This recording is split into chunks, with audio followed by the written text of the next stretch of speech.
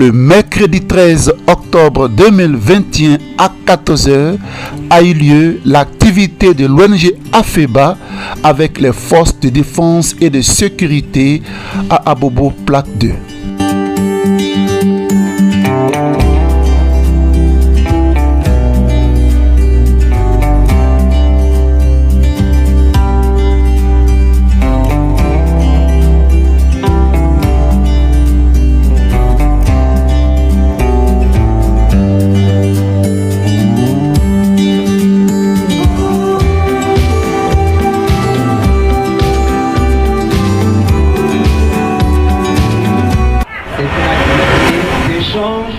Entre la population et les forces de l'ordre, comprendre un peu comment les choses fonctionnent au niveau de nos forces de l'ordre dans leur cohabitation avec la population. Donc ce soir, nous vous souhaitons vraiment une cordiale bienvenue.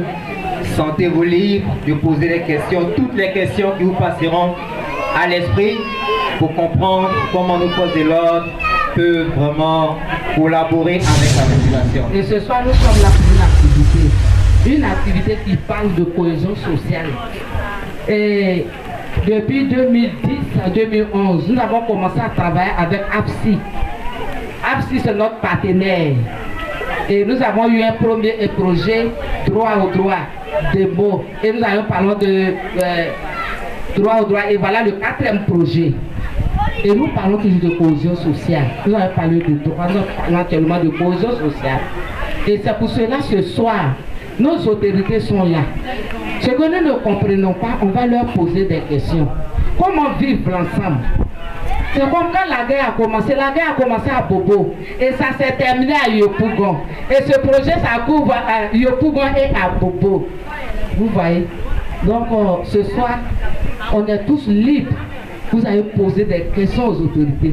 Comment faire pour vivre ensemble? Comment faire? Parce que quand tu te regardes d'autres personnes, quand ils se rendent au poste de police, ils ne savent pas qui s'adresser. Et aujourd'hui, ils vont nous mettre sur le chemin.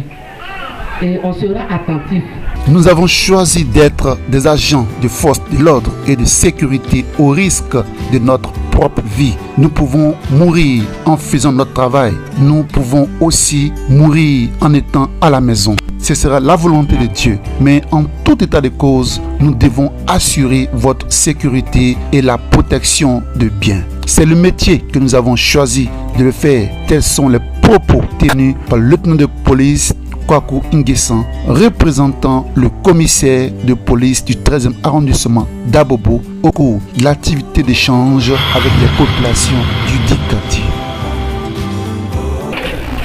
Je suis dans la numéro 7, Guéret de Bangolo. Je vois la police de proximité, mais je ne vois pas la gendarmerie de proximité. C'est pas ça que c'est fait. Nous sommes dans les quartiers ici, là.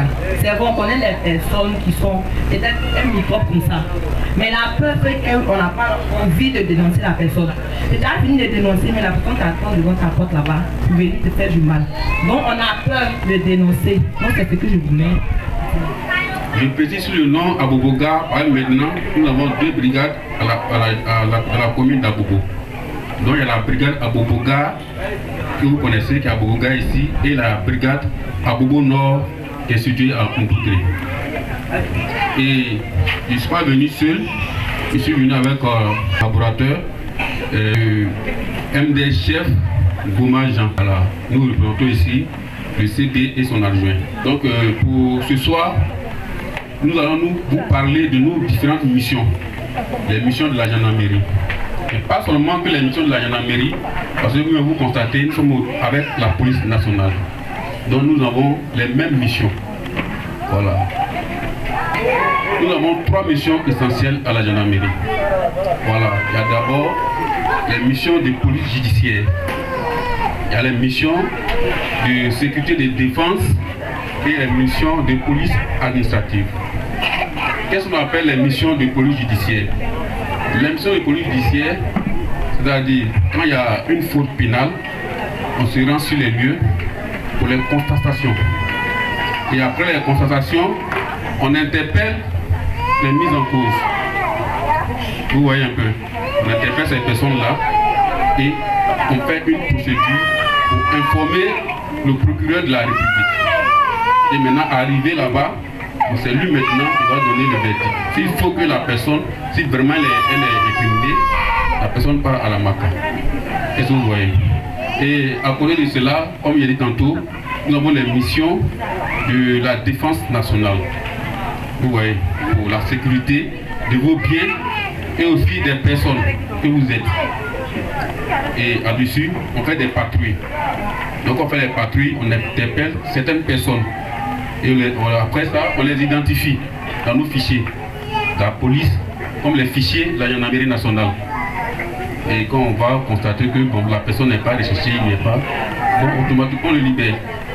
Voilà. Parce que souvent, on a nos parents qui viennent dans nos commissariats, dans nos gendarmeries. Soit notamment, il y a mon fils ou mon frère qui a été, bon, ils l'ont raflé, mais c'est vrai, mais la nuit, là, sur le champ, là, on ne peut pas travailler. Mais il y a du monde. Donc au fur et à mesure qu'on interroge les fichiers, on va dire qu'il y a pas de libéré. Vous voyez un peu. Donc il y en a aussi les missions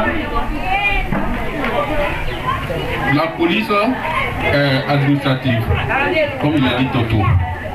Donc à tout cela, on joint tout et puis on fait les différentes missions.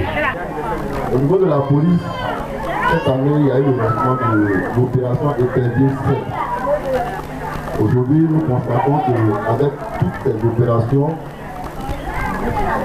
le flot des enfants en conflit avec la loi, nous sommes en train d'observer la fin de ce flot. Nous avons plutôt parlé de délinquance juvénile. On est avec vous. Le premier boulot qui doit être fait, ce sont les parents. Il ne faudrait plus qu'il y ait cette barrière policier-population. Quand on comprendra que cette barrière doit partir, on verra que le travail de la police et de la gendarmerie se fera comme sur des roulettes. Les populations de ces quartiers sont sorties nombreux pour assister à l'activité menée par l'ONG AFEBA sous le regard des représentants de la plateforme opérationnelle Jeunesse du Côte d'Ivoire, POGESI.